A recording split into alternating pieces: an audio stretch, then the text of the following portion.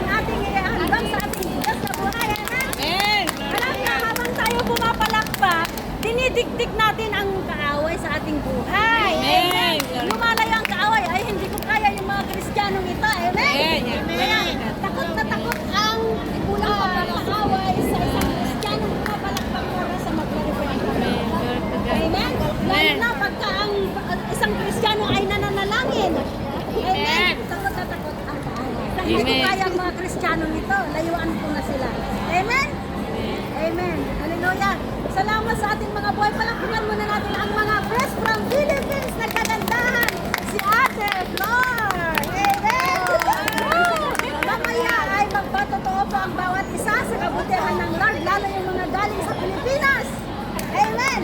Si Sister Claire. Amen. Excited na magpuri sa Panginoon. Amen. Sabi niya, Saturday na daw siya. That is good. Paganda ng paganda ang ginagawa ng Lord. Si Ate Joy, ang ating pinakamaganda. Donya. Amen. Donya. Amen. Yan yung kanyang title.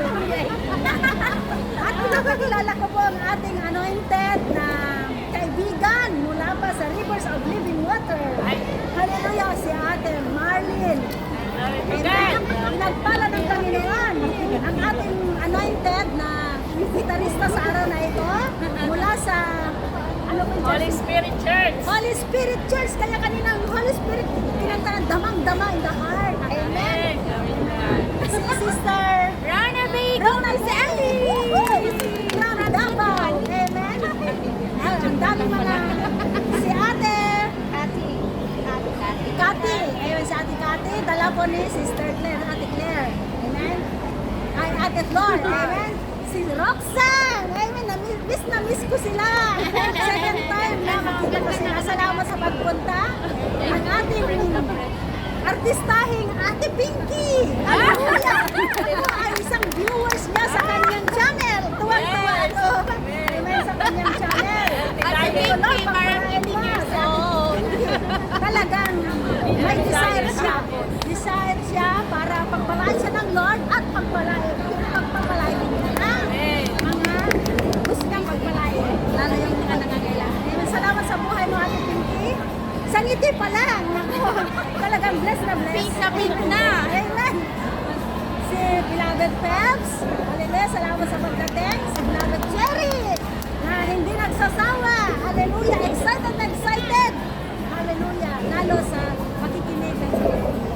At ang bagong kasama ni Sister Renalyn, si Ate Pinsa. Ano pangalan kanina natin? Lorena. Si Renalyn. Hallelujah. Praise the Lord. Palakpakan natin. At hindi ko nakakalimutan si May.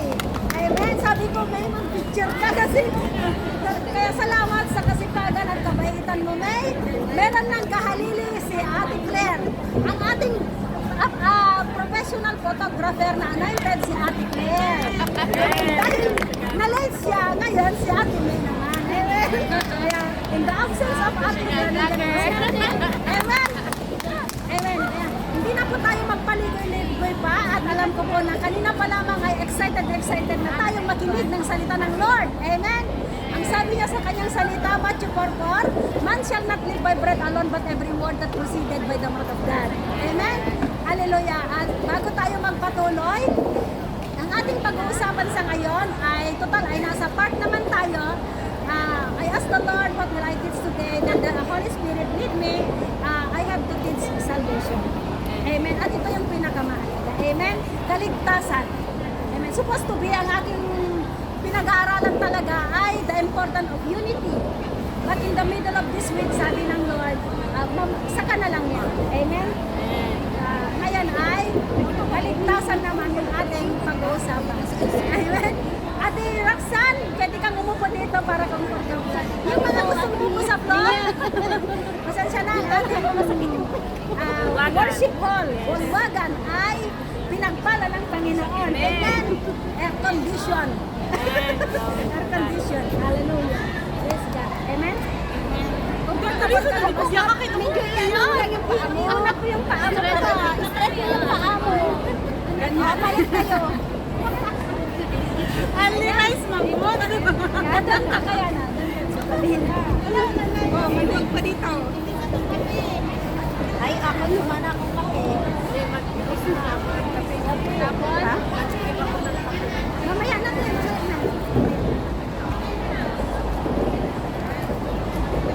Amen. Kaya magandang umaga po. Bago po tayo magpatuloy, manalangin muna tayo. Hallelujah, Panginoon. Maraming salamat. Pinagpala mo ang umaga nito. Salamat sa buhay ng iyong mga anak na patuloy na nakikinig at uhaw sa iyong salita. Pagpalain mo ang bawat isa, Panginoon, at bago ang lahat, nais namin humingi ng kapatawaran at saliksikin mo, Panginoon, ang aming mga puso at isipan. Kung meron ka pang nakikitang karumihan sa aming mga puso, O God, linisin mo kami ng iyong banal at makapangyarihang dugo. Holy Spirit, we invite your presence, O God, that apart from you, I acknowledge the fact that I am nothing without you. For it's not by might nor by power, but by your Spirit, Lord, whom I share your word today in the mighty name of Jesus. Ikaw ang aking great pastor, O God, na pangunahan mo ako in Jesus' name. Dalangin ko, Panginoon, na buksan mo ang spiritual eyes at maging ang spiritual ears ng iyong mga anak para makita nila at maunawaan, marinig ang salita mo sa umagang ito. Hallelujah. Maraming salamat po. Ibaba mo ako, Panginoon, sa pinakamababa at ikaw lamang ang may taas sa aking buhay. Marami pong salamat. In Jesus' name, Amen. Amen. Nakalimutan ko yung glasses ko pero God will make my eyes sharpen. Tulad ng mata ng agila. Amen. Nakalimutan ko pero God is good. Amen. Katulad ng sinabi ko po kanina, ang ating pag-uusapan ay patungkol po sa kaligtasan. Kapareha kayo ng mata. Amen. Okay na, okay. Anong, hindi lang, hindi, reading glass. Okay lang tayo kahit wala na. Bilang introduction, ang kaligtasan po ay isang transformation experience. Yung pagbabago. Amen. May repentance heart. Nagsisisi. Amen. May pagbabago. Redeem of life. Nagbabago yung ating buhay. Amen. Tapos kaya nangyari yung kanyang salita. 2 Corinthians 5:17. Ang sino mang nagipag-isa kay Kristo Jesus ay isang bagong nilalang. Ang lahat ng bagay. Kaya lahat tayo mga bagong nilalang. Nung nakilala natin ang Panginoon bilang sariling Diyos at nakapagligtas, binago na tayo ng Panginoon. Bagong nilalang na tayo. Ayaw na natin yung dati at ayaw na rin natin pag-usapan yung dati. Amen. Bago na po tayo. Ang lahat ng bagay ay nagsilibas na. Narito sila pawang mga bago na. Sabi ng salita ng Panginoon. At sabi niya pa doon sa Ephesians 2:8, for it's by grace we are saved. Hindi mahalaga. Katulad nung naipakang Panginoon, maalala po natin na dalawa ang kasama niya naipaka sa Diyos. Hindi tinignan kung magnanakaw man niya o hindi. Ang tinignan ng Panginoon, yung puso niya, ang sabi niya nasa kaliwa, sabi niya, Panginoon, alalahanin mo ako kapag ikay naghahari na sa paraiso. Ang sabi ng Panginoon sa kanya, hallelujah, ngayon din isasama kita sa paraiso. So hindi niya tinitignan kung sino tayo. Ang tinignan ng Panginoon yung handang sumunod, nagpabago. So it's by grace. Amen. Mayroong nagtanong noon dati sa ating reverend, sabi niya, paano yung isang makasalanan na naghihingalo na, hindi na siya makatanggap pero nakakarinig pa. Amen. Basta nakakarinig pa ang isang anak ng Lord na gustong magpabago, it's by the grace of God na lang. We cannot answer na save na siya. By the grace of God. Amen? Kasi alam natin niya, makasalanan siya, hindi pa siya nagbago. Pero in the finish line, gusto mo bang tanggapin ang Panginoon bilang sarili ng Diyos at tagapagligtas? Pag tumango siya, kahit kasi yung last na sense natin ay ating tayo na. Nakakarinig pa yan kahit patay na yung ibang parte ng ating katawan. So by the grace of God, we are saved.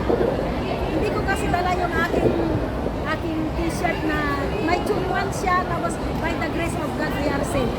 And later, magpagawa tayo ng t-shirt natin ganun para mayroon tayong uniform. By the grace of God. Uy, taga-tune-one ito! Amen? We are saved. We are saved. Mayroon tayong t-shirt natin. Hallelujah. Kaya, ang una pong pag-uusapan natin mula sa salita ng Panginoon patungkol sa kaligtasan ay matatagpuan po natin sa Gawa 31, Acts 16:31. Ang sabi niya doon, believe in the Lord Jesus Christ, you will be saved, you and your household. Naisend ko po ito sa ating lahat. Amen? Kapag aralin natin kasi ang Biblia mula Genesis hanggang Revelation, sabi niya doon sa Genesis chapter 5, chapter 6, and chapter 7, ang kaligtasan noong unang panahon ay ang pagpasok sa daong. Amen? Alam natin yung istorya noong panahon ni Noe. Amen? Na lahat ng maniwala kay Noe na darating ang matinding baha, papasok sila sa daong para maligtas. Pero anong ginawa ng tao? Katulad nung nangyayari nung Sunday, nag-declare kami ni Ate Marlene, sabi namin, lahat ng mga nakikita namin kumakanta ng worldly song, one day later, worship song na ang kanilang kakantahin. Kasi ganyan na ganyan ang nangyayari nung panahon ni Noe. Nagsisipag-kantahan, nagsisipag-inuman, nagsisipag-asawahan. Sabi ng Biblia, kung aralin natin doon sa Genesis chapter 1, chapter 6, and chapter 7, aralin na lang natin sa ating mga bahay. Amen. Ganyan na ganyan ang nangyayari. Ang sabi ni Noe sa mga tao, dalawa lang, magsisi na kayo at magbalik loob sa Diyos, sapagkat bugunawin ng Panginoon ang daigdig. Ang sabi ng mga tao, parang paraphrase na ito. Amen? Nababaliw ka na, Noe? Ang ganda-ganda ng panahon. Where is the rain? Amen? Kaya imbes na maniwala sila kay Noe, tinaligsa, inunsulto pa si Noe. Amen? At walang nagawa si Noe sa loob ng 120 years na pangangaral niya, walang naniwala sa kanya. At dahil galit na galit ang Panginoon sa mga tao, di ba dati kung aralin natin dun sa una sa Genesis, sabi niya ang mga buhay ng tao ay 999 years, 849 years. Pero ano ang mga nagawa nila? Si Methuselah, siya ang pinaka mahabang buhay sa daigdig. Pero nadeklara lang sa Bible, siya ang pinaka mahabang buhay, pero wala siyang nagawang maganda. Amen? Hindi sinabi sa Biblia. Amen? Kaya dahil galit na galit ang Panginoon sa mga tao, nagsisi siya kung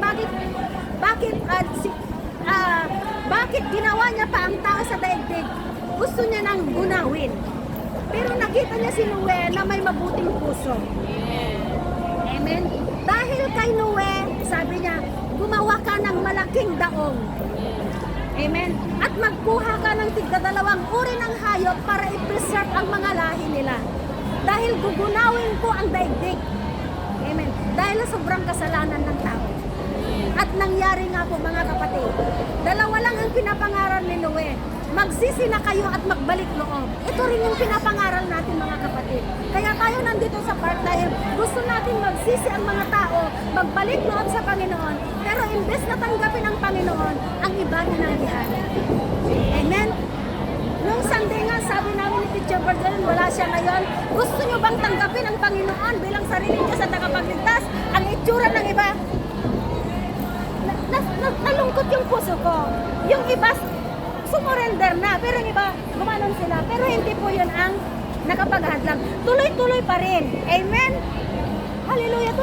Tuloy pa rin ang paghayag ng kaligtasan. Kasi ang kaligtasan, individual, hindi yan grupo-grupo. Hindi tayo lahat sabay-sabay. Amen? Isa-isa yan. Magbibigay sulit tayo sa Panginoon pagdating ng panahon.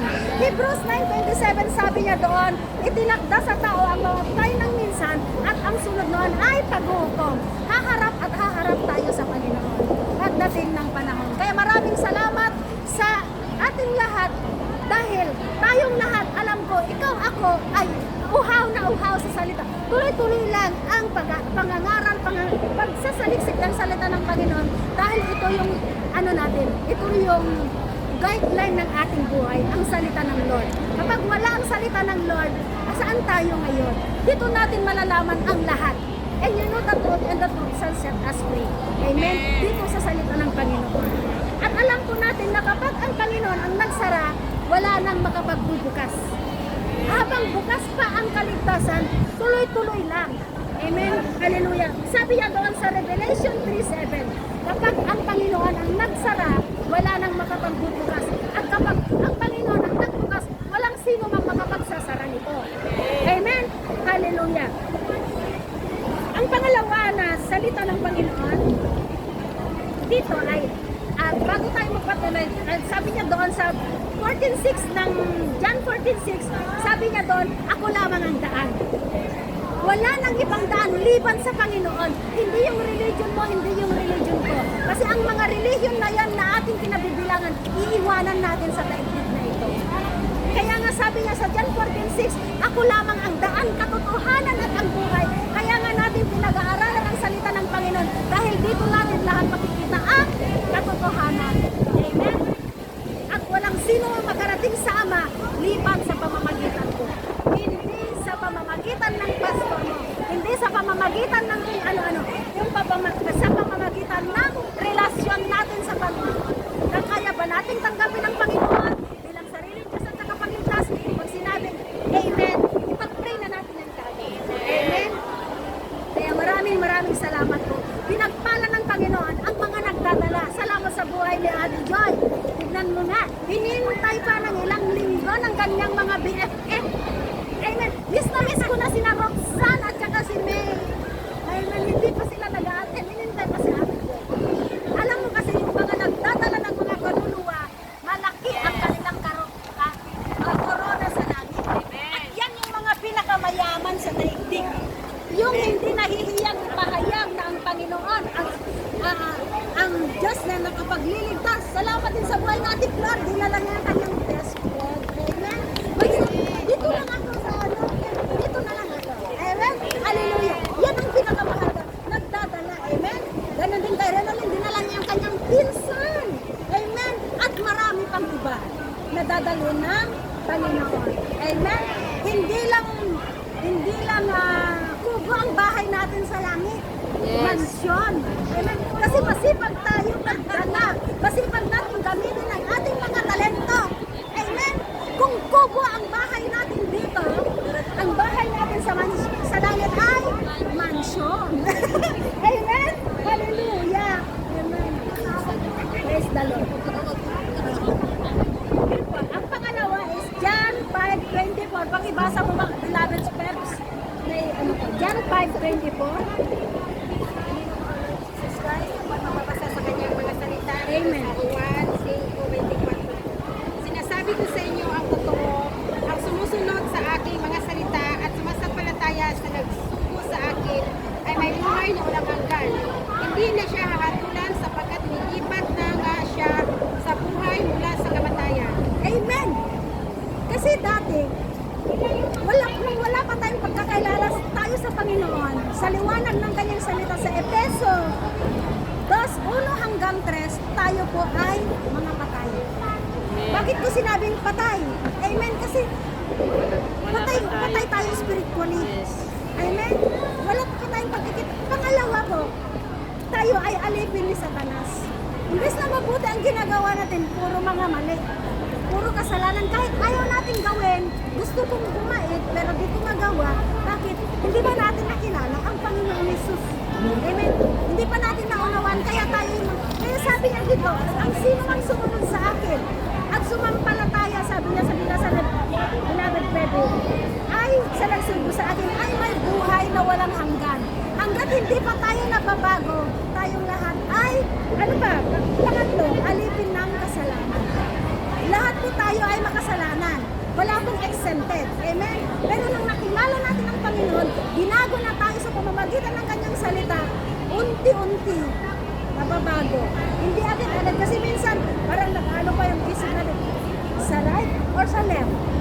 One step in the Lord, one step in the Lord. Hanggang sa unti-unti na tayong binabago at meron nga ang kanta, binabago niya ako araw-araw. Binabago niya ako araw-araw. Yan po. Hanggang patuloy tayong naglilingkod sa Panginoon, ay mali pala ako dati. Mali pala yung gumanti sa masamang ginawa sa akin. Amen. Doon natin nalalaman sa katotohanan sa salita ng Lord. Romans 12:19. Sabi niya doon, anak, akin ang paghiganti. Alam kong masakit, pero huwag ka nang maghiganti. Ako na lang ang bahala sa kanya. Amen. At nang nawawaan natin, ituloy natin sa Romans 12:21. Anong sabi niya doon? Do not overcome evil by evil, but overcome evil with good. Puro mabubuti. Sa paggawa natin ng mabuti, ay ang bait naman pala niya. Nakakahiya naman. Best, sorry ha sa mga pagkakamaling nagawa ko. Kasalanan ko lang. Amen? at sa pamamagitan mo naligtas. Amen. Kaya dati tayo mga makasalanan pa. Pero ngayon nandun na tayo sa liwanag, nagkaroon na tayo ng buhay na walang hanggan sa pamamagitan ng ating Panginoon. Nangyari sa akin yan yung aking Bilas ba yung asawa ng kapatid? Hindi, asawa ng kapatid, Bilas. Bilas. Galit na galit siya sa akin, wala naman akong ginagawang masama. Ang masama pa, pati mga anak ko galit na galit din at yung kung saan ka yung kahinaan mo, doon kayo na-insulto. Alam naman ng mga iba dito ng aking anak ay may bukol dito. Sabi niya, kung talagang mabait kang tao, bakit nag-anak ka? Ang pangit-pangit ng anak mo. Lahat na lang ng masasama sinabi na sa anak ko. Kaya galit na galit ako. Pero ang sabi ng Panginoon, kaya doon ako natutong nag-memorize ng mga word. Sa mga curse na binibitawan niya sa akin, the more na nagbibigay siya ng mga salitang hindi maganda, I reverse it and nagme-memorize ako. Doon ko na-memorize ang Psalms 91. Grabe, in one day na-memorize ko from verse 1 to 16 yun. Amen, napakahaba yan. Na-memorize ko dahil sa mga salita niyang mga sinasabi. Psalms 91, Psalms 23. Hanggang sa isang araw, nagkaroon siya ng sakit. Nandun siya noon sa Malaysia. Tumawag siya na sa ICU na siya. Akala niya mamamatay na. Pinapaalam niya yung kaisa-isa niyang anak. Kasi yung kanyang anak ay close ko, parang anak ko na rin. Amen. Sabi niya, ating patawarin mo ako, lahat ng mga away natin, ako lahat ang may gawa. Ngayon, sana mapatawad mo ako para gumaan naman sikip na yung dibdib ko. Kasi ma-operan siya ng puso 3 beses. Puso pa, sabi ko, ate, hindi ka pa mamamatay. Noon pa pinatawad na kita kasi tayo bilang mga Kristiyano ang pagpapatawad in a day ha. Sabi ng Panginoon doon sa aklat ng Matthew, 490 times. Amen. 70 times 7. Eh kung isang beses lang nagkamali yung tao sa'yo, patawarin mo na kaagad kasi meron pang 439 times na pagpapatawad mo sa kanya sa isang araw. So, ang pagpapatawad talaga is unlimited. Yes, Amen. amen. So, ituloy ko yung kwento. Ang nangyari dun sa Velasco, operan siya ng 3 beses. Sabi ko, ate, pinatawad na kita noon pa. At kung ano man yung mga bigatin sa puso mo, release it. At bago ang lahat, sabi ko, gusto kitang ipag-pray, pero gusto mo bang tanggapin ang Panginoon bilang sarili Diyos at tagapagligtas ng iyong buhay? Amen, sabi niya. Pinag-pray ko siya, iyak siya ng iyak hanggang sa yung alam niyo yung 3 beses na mabera, 1 time na yan. Amen. To God be the glory. Nag-request ako ng prayer sa church. Sabi ko, pag-pray niyo naman yung bilas ko. Operan siya sa puso. Amen. Kaya ngayon hanggang ngayon buhay pa siya. Almost 10 years na yung nangyari. Wow. Amen. At ito ang maganda, BFF na kami. Wow. Amen. Umuwi siya sa Pilipinas, siya na yung overseer sa mga anak ko, pinaalalahanan niya sila na yung sakripisyo ng nanay niya sa abroad, huwag niyang sasayangin. Kaya malaki din yung tulong niya sa mga anak ko nang umuwi siya. Amen. Pag uwi namin, mag-best friend na kaming dalawa. Yun ang nangyari yun. Salita ng Panginoon. Hanggat wala ang salita ng Panginoon sa akin, siguro noon, tinaga ko na. Amen? Pero dahil ang Diyos ang kumikilos sa atin, kaya yung the fruit of the Holy Spirit ang siyang nagka-guide sa atin. Amen? Yan yung nagpapabago po sa atin lahat. Amen? Kaya nangyari po yung sino mang sumampalataya ay binigyan na ng, ano sabi niya dito? Basahin ko para maliwanag. Sabi niya doon sa binasa ni Pedro, sinabi ko sa inyo ang totoo, ang sumunod sa aking mga salita at sumampalataya sa nagsugo sa akin ay may buhay na walang hanggan. Hindi na siya hahatulan. Amen? Ito yung mas maganda. Hindi na tayo hahatulan sa mga pagkakamaling nagawa natin kasi binago na tayo. Ayaw na natin yung dati. Amen? Hallelujah. At dito po tayo magtatapos sa conclusion natin dito sa mga taga-Thessalonica 3, 1 to 4. Ako na lamang po ang magbasa. Sabi niya dito, binuhay kayong muli na kasama ni Kristo. Amen. Kasi dati kanina sabi ko, patay tayong lahat. Alipin tayo na Satanas at kabilang tayo sa kinamumuhian ng Panginoon. Pero dahil tayo ay binago na ng Panginoon, binuhay tayong muli kasama ni Kristo, sabi niya. At kaya't ang pagtuunan ninyo ng isip ay ang mga bagay na nasa langit na kinaroroonan ni Kristo. Hindi na yung mga bagay sa lupa, puro bagay na nasa langit na ang ating pinagtutuunan ng pansin. Amen? Na nakaupo sa kanan ng Diyos, ang mga bagay na panlangit, ang iniisip ninyo, hindi ang mga bagay na panglupa, sapagkat namatay na kayo at ang inyong tunay na buhay ay natatago sa Diyos kasama ni Kristo. Si Kristo ang inyong buhay at kapag siya'y naihayag na, mahahayag din kayo kasama niya.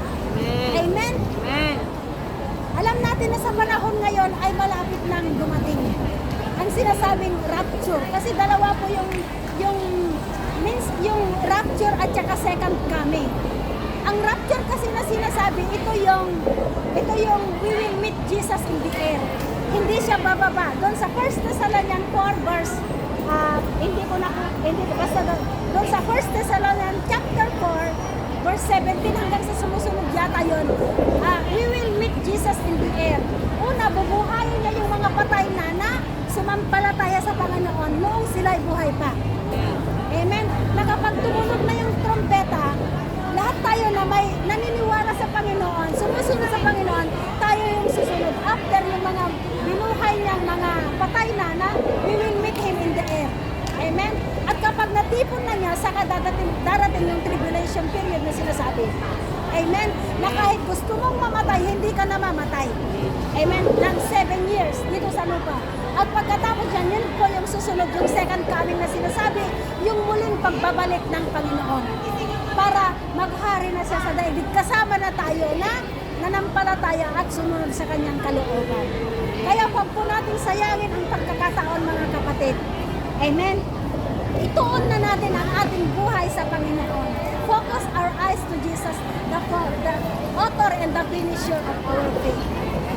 Amen? Sa pamamagitan ng ating pananampalataya. Kahapon nga, meron akong invite kasi Saturday, Sunday yung day off ko.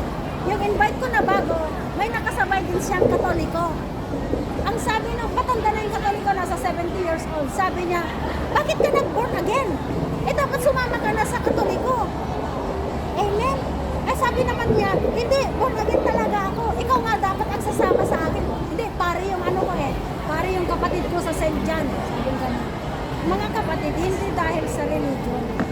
Kung saan natin nadama ang presensya ng Panginoon, doon. It doesn't matter kung Katoliko, yun minsan kasi mali yung pag-share ng mga leaders. Kaya sabi nga doon sa kanyang salita, beware of false prophet.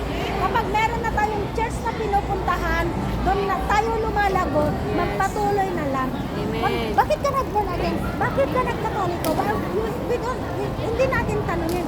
Ang tatanungin lang natin sa kanila, gusto mo bang tanggapin ang Panginoon bilang sariling Diyos at tagapagligtas ng iyong buhay? Amen. Kung Amen. sinabi ng yes, pag-pray mo na kaagad. Amen. Yun yung totoo. Amen. Kaya nga, kailangan lahat tayo alamin natin ang katotohanan at ang katotohanan ang pagpapalaya sa atin. Amen. Yun ang salita ng Panginoon. Amen. Kasi aminin natin, lahat tayo ay makasalanan. Amen. At walang sino nang makaabot sa kaluwalhatian ng Panginoon. Dahil sa Panginoong Jesucristo, dapat tayo sana ang pinarusahan Pero sabi nga sa John 3:16, for God so loved the world. Dahil sa pagmamahal ng Panginoon sa ating lahat, pinadama niya ang kanyang kaisa-isang anak para tubusin tayo sa lusak ng kasalanan. Lahat tayo ay kandidato ng kamatayan kung hindi dahil sa ating Panginoon. Yun dapat ang ituro natin sa mga tao. Hindi yung religion natin. Masyado nating niyayakap ang religion. Ang religion, iwanan natin ito. Amen. Ang relasyon ang pinakamahalaga. Tanggapin natin ang Panginoon bilang sariling Diyos at tagapagligtas. Yun pong pinakamahalaga. Amen. Aminin natin, ABC pattern. Admit, believe, and commit. We need to admit that we are sinners. aminin natin na makasalanan tayo. Amen? Dahil lahat naman tayo talaga makasalanan. At walang Romans 3:23, Romans 3:10, yun po mga kapatid. Pero pag inamin natin tayo makasalanan, and we believe that Jesus Christ raised from the dead because of us, amen? Tayo po ay masave by the grace of God. Amen? Hallelujah. And we commit kaya nga pag pinatanggap natin ang ating, inaamin ko ako'y makasalanan, sabi niya doon, I believe that you are my Lord and Savior. Amen? And then mula sa araw na ito, kayo nalaman ko ang bahala sa buhay ko. Amen? Nananampalataya ako, Panginoon, ang ating pangalan ay nakasulat sa aklat ng buhay dyan sa kanan. Pag dineclare natin yan, pinag-pray natin ang ating mga kababayan, mga kapatid, yun po ang katotohanan. Amen? Kaya sa umagang ito po, marami pong salamat. Doon po tayo nagtatapos. Salamat sa ating mga buhay. At salamat sa walang sawang pakikinig. Nawa po sa araw na ito, hallelujah, huwag po tayong magsasawang. Ipahayag na ang Panginoon, ang siyang kaisa-isang anak ng Panginoong Yesus. Maalala ko nga yung isang kapatiran na, ay, ibig sabihin, may kapatid ang Panginoon? Wala pong kapatid ang Panginoon. Nag-iisa. Sabi niya sa John 3:16, for God so loved the world that He gave His only begotten Son. Wala nang iba. Nag-iisa siya. That he who ever believes in Him should not perish but have everlasting life. Amen? Dito po sa